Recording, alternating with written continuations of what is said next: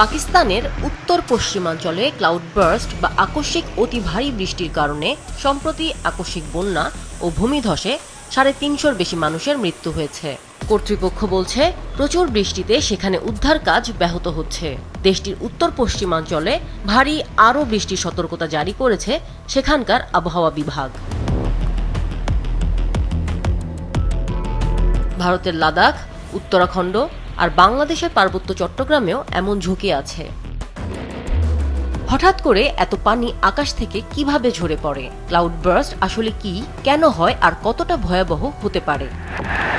Cloud burst হলে হঠাৎ প্রচুর পরিমাণে বৃষ্টিপাত হয়, যা বন্যা এবং ভূমিধসের কারণ হতে পারে।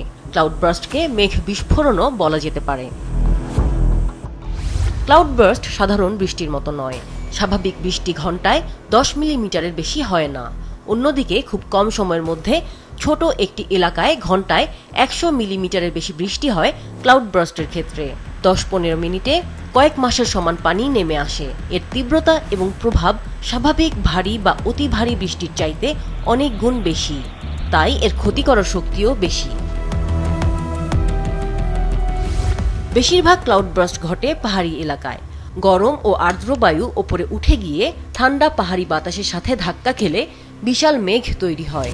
সেই মেঘে পানি জমে থাকে কিন্তু বের হতে পারে না। হঠাৎ যখন ভারসাম্য নষ্ট হয় তখন সব পানি একসাথে নেমে আসে। এটাই ক্লাউড বার্স্ট।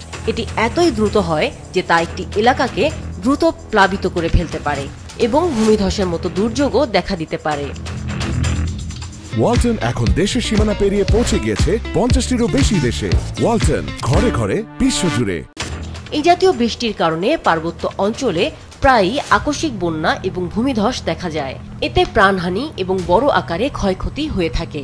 মেঘভাঙা বৃষ্টির পূর্বাভাস দেয়া কঠিন।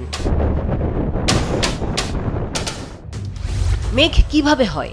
সহজ ভাষায়, ভূপৃষ্ঠের পানি বাষ্প হয়ে বাতাসে ওড়ে, তা উপরে ঠান্ডা বাতাসে পরিণত হয় মেঘে। আমরা ভাবি মেঘ হালকা তুলোর মতো, আসলেই কি তাই? প্রশ্ন হলো, মেঘের কোনো একটি অংশে কত পরিমাণ পানি থাকতে পারে যে তা এমন ভয়াবহ পরিস্থিতি তৈরি করতে পারে। একটি হিসেব করা যাক। আকাশে প্রায়ই দেখা যায় যেসব ধরনের মেঘ, তাদের একটি হলো কিউমুলাস মেঘ।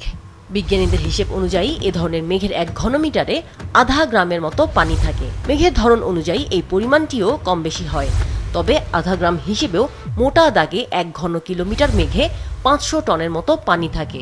এ তো গেল খুব সাধারণ মেঘের হিসেব। আর 8 থেকে 10 বর্গ কিলোমিটার এলাকায় বৃষ্টি নামাতে পারে এমন মেঘে সেই পানির পরিমাণ এর কয়েক হাজার, এমনকি লাখ গুণ বেশি হওয়াও অসম্ভব নয়। এই পরিমাণ পানি হঠাৎ একটি ছোট এলাকায় নামলে পরিস্থিতি কেমন হতে পারে তা সহজেই অনুমান করা যায়। আমিনা লুসি, মাছরাঙা নিউজ শো।